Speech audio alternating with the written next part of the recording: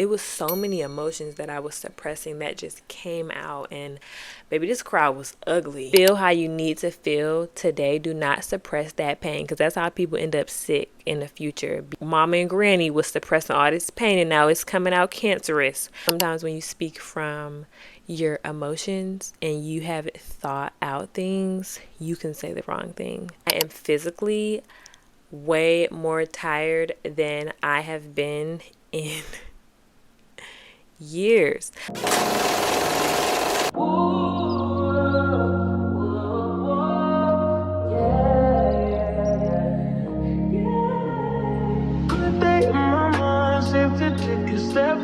Hey y'all, I'm Kanayla. This is Lost and Found, also Nate TV, cause I'm Kanayla. And I'm here for an update. I try my best to try to come like last week. No. I was too much in my emotions. And as much as I want to be vulnerable with you guys, you can't just be giving out all your emotions to people. Yeah, that's dangerous. Also, sometimes when you speak from your emotions and you haven't thought out things, you can say the wrong thing. So I'm here now because I've got my emotions together.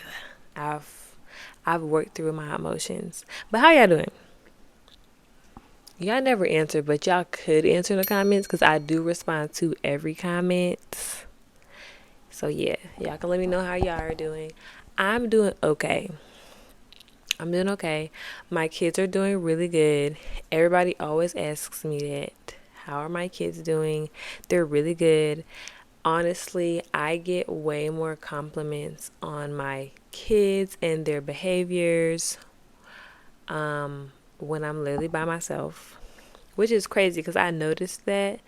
A lot of people have noticed that. And I feel like it's honestly because I'm a lot more peaceful, and I feel like as a mother, I can't speak for being a stay-at-home father because I ain't a father, but as being a mother, whatever's in you, or how, I guess, however your spirit is, that is going to set that atmosphere for your home and just however you are. And really, I have just noticed, however I am, my children are. Not a perfect person, but the more attentive and just emotionally present I am for my kids, they are just overall cool. Now, there has definitely been some shifts that I've noticed in like maybe one of my children since I'm like more by myself. But honestly, guys, this is not the first time this has happened to me. It's just the first time that I've spoken about it. So the first time it happened for an extended period of time was probably harder than this time. But yeah, the kids are good. Somebody asked me in my comments, am I single? And the answer is, I mean, I guess no, because I'm literally still married. So I wouldn't do, if anything that a married person like wouldn't do, I can only speak for me, I'm not gonna do, because that's just kind of weird. I feel like God is still looking at me, and yeah, my integrity and just the way that I'm built and set up just wouldn't let. I'm married still, you guys. So yeah, but let me tell you guys, this has really been a roller coaster of a journey, and I really have no idea like what is going on half of the time. I don't know what God is doing. Maybe I don't even know what he's saying half the time. I'm like, hello, am I being tested? Is this a test? Because I know they say you quiet. The teacher's quiet during the test. I didn't know a test was coming. Normally when you in school, you know a test is coming. Or did I know a test was coming and I just didn't pay attention to the signs, you know? I don't know. So half of the time, like I don't really know what's going on, but I know that this has been such a tough time for me because I have just been stretched. Kier did so much for the kids. Like, and I always praised him for that, and I always let people know, y'all on here, like he did so much for the kids. And so a lot, one majority of that is just back sitting on me. Now, I did do a lot for the kids, do not. I still did more in the past, but now I'm doing even more than I did. And in the coming weeks, I'm going to be doing pretty much everything. I'm going to be pretty much doing everything. And that is, I know that God is just, He's preparing me now for that. He's been preparing me now for that. And so I'm going to be okay. But you mothers that do everything, multiple kids, like all their therapies, and I don't even got sports involved, but y'all do sports and stuff like that, baby. Baby, pat yourself on the back because that's crazy. Like, how are you? What kind of routine do you have? And I'm genuinely asking because I be trying to like wake up before them. Can't do it. Can't do it. First of all, they wake up too early. Like they be going to bed late and they still wake up earlier than me. It's like, how did you beat my first alarm? You don't even need to be up. And then if I move, Gabby moves. Then I'm trying to like get my girl from like co-sleeping to like in her bed. You think she's having it? She's not having it. Like, and at this point, I be fighting for my life. I'm like, go to bed. If you want to be homie, just okay. Because we need to go to sleep. Then just like I did not used to take the kids like take Mello to school and pick him up, and then I didn't do any of Chosen's therapy because I went through everything like with Romello. I was like, here, you got it. Like you got it with Chosen, and baby, the days are coming to an end. Which is okay because I know that God is preparing me and He is stretching me to take on all of those responsibilities, and I know that I will be able to do it. But just because I'll be able to do it doesn't take away from the fact that it's tough. Does not take away from the fact that I am physically way more tired than I have been in years. Like I cannot believe that I have a 3-year-old, a 2-year-old, and a 8-month-old, and baby sleep. It's not the best thing when you have a child on the spectrum. We still battle with sleep, and only God knows how long that will go on. Like God, you Jesus, wrap it up, wrap it up today if you like. But who knows? We still do that. We was up just last night about it. Him running back and forth. I'm like, dude, please. I am sleepy. Please sleep in my bed or sleep in your bed. I don't care where you sleep. As long as you're sleeping and you're safe, please decide. So I've been going through that. And then Gabby, I mean, girl, she be up sometimes randomly just smiling at me. You don't look cute right now. You're so cute. You don't look cute right now. At 3 a.m., you don't look cute because I want to be knocked out. I want to be knocked out. Y'all know I share my oldest son, and so I have him for like 2-week stretches during the summer, this summer, and he doesn't want to get away from me. I don't even think it's that he doesn't want to get away from me. I think that he doesn't want to get away from the TV or the iPad. And so I had to literally restrict it, the time, and be like, listen, you have to use your imagination. Like, you have to do other stuff. We have to play with toys. Like, come on, let's get outside. He's like refusing. I'm like, I don't know. I don't know if y'all have a 6-year-old and y'all are going through that, like they just really want to be in the house. I don't know. This is a different generation. Because when I was 6 years old, we was outside. I mean, of course, times are different now and then, because I don't even think an iPad was a thing when I was 6 years old. But like, still, he used to like to play outside. So I'm like, I don't know what's happening. Like, I'm not here for the shift. I missed the shift, but he has shifted, and he'll be like, I just want to stay with my sister. And I'm like, your sister has me. I'm like, I'm protecting her. Like, you don't. I had to tell him, like, I'm protecting her. Like, it's a different situation when y'all are growing up and like you're the oldest and you protect all your siblings. But I was like, Kylan, for reassurance purposes, mommy does not need you to protect her, and mommy does not need you to protect Gabby. You are a child. And he literally still refuses to leave. So I'm rolling with the punches. He's gonna thug it out with me until he goes to first grade, which I'm going to cry about, because I'm honestly probably going to cry every single year, because I am a crybaby and I am sensitive and I am accepting with that, and I am just growing to accept it, that I'm gonna cry. I'm gonna cry because my kids are growing up, and that is literally blowing my mind.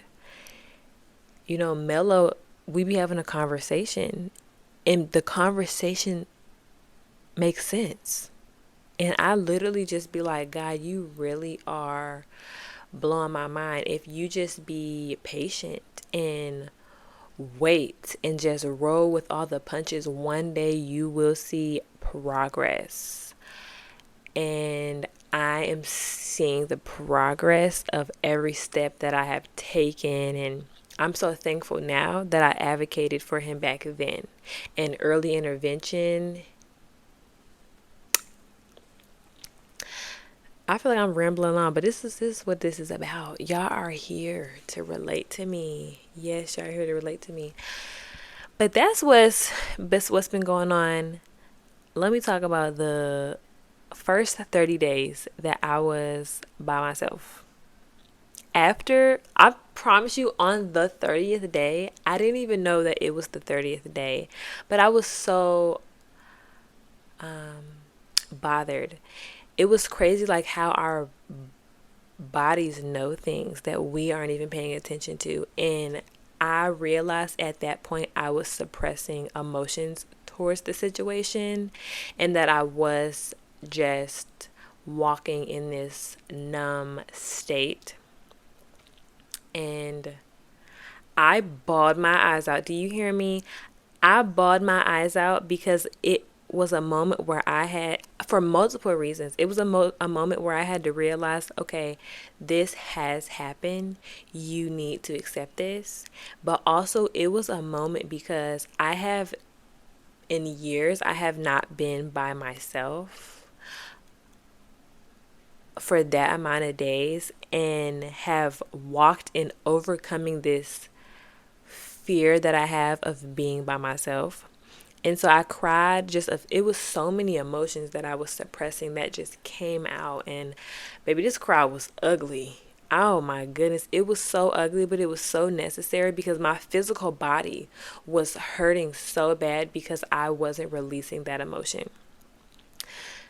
Immediately after that, I went back to suppressing the emotions, and then someone was speaking to me. And I rarely try to tell people, like, y'all think a lot of people on, you guys don't know me in real life. At least I don't think so. Or y'all don't see me on a daily basis. So like, or like, people who do see me on a weekly basis, they don't know I have a YouTube channel, so they don't know what's going on.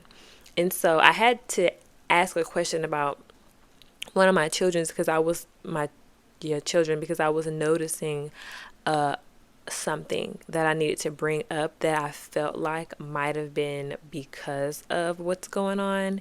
And so I had to speak about it. And I immediately noticed when somebody tried to give me sympathy or show empathy toward the situation, I immediately was about to cry. Oh my gosh. I tried to like reject it. But after like the person and I separated, I was crying all day. Like, I was in and out. I was just crying all day. I would be crying in front of my kids. I don't know how y'all feel about crying in front of your kids. Now, they don't know the why I was crying, but I have just been practicing just letting them know that mommy does also have emotions, whether you know what I'm crying about or not, because I want you to be okay with crying in front of people, because that is something I did not see growing up. Baby, I can't tell you if I ever saw my mom cry. I do not think that I've ever saw her cry. Can't speak for none of my other siblings, but I remember one time I just heard her crying in the bathroom when I lived in like Georgia when I was like 11, but I never saw her cry. And I feel like that really affected me. And I thought that I wasn't supposed to cry because I never saw other women in my family cry. And so I try to be okay and be open with crying in front of my kids now. And it has taken a lot of work, but I was just crying because this is real life, and Holy Spirit so nicely just whispered, like, let it go. Like, let it go. And I'm like, you right. I have to let it go. I have to release what I thought I had in order for God to give me what it is He wants for me. I have to release my past so that I can walk into the new. I feel like that let it go had more, it was deeper than, oh, just let this situation go. I feel like it was like, no, everything that reminds you of your past and is keeping you captive and in bondage to your past life, I need you to let it go so that I can give you the new stuff. It Everything that's going on in my life, my separation from Kylan and my separation from Kia right now, I 1000% believe that it is way deeper than just letting go of people. It is letting go of a mindset. God wants to completely renew my mind, and He wants me to let go of that old life, that old stuff, that old pain, and He wants it to die so He can make me new. And so yeah, that's where I've been with it. That's what happened after the first 30 days. But I am so proud of myself, and I'm proud of you if you're going through anything like what I'm going through. I'm just so proud of you, and just keep taking it day by day. Don't think about no days ahead, just today. Feel how you need to feel today. Do not suppress that pain, because that's how people end up sick in the future, because your mama and granny was suppressing all this pain and now it's coming out cancerous. I don't want it. I don't want it. You don't want it. I don't want it for you. But that was how that went. I do want to end by saying that on top of me being proud of myself, that in this time I have allowed God to come in such a way that I haven't allowed God to come in like all of my life. And when I say come in, I mean into my heart. And I have literally noticed that things that I used to be scared of now gravitate towards me. So this probably sounds crazy, but children, I have 4 children, but children used to kind of freak me out. They used to freak me out because when I was little, a lot of my pain came from there. A lot of my rejection came from there. A lot of my abuse came from there. And so they used to kind of freak me out, even though I had my own kids. And so I honestly let that fear keep me from moving forward with something that I've always wanted to do. But I have noticed in this time how I've allowed God to come in my heart and sort of heal some things as I forgive my mother, and as I just love on myself. Kylie, you don't got no clothes on. I hear you come down them stairs. You ain't got no clothes on. I just need some. What do you need? I want to eat a Pop-Tart. Okay. Can I check on the iPad? Can you check what? The iPad. Can I check? Please? Yeah. Okay. You. Yeah. There's Kylan. I would let him come down, but dude, really, he ain't got no shirt on. But I've just saw God come into my heart and heal some things.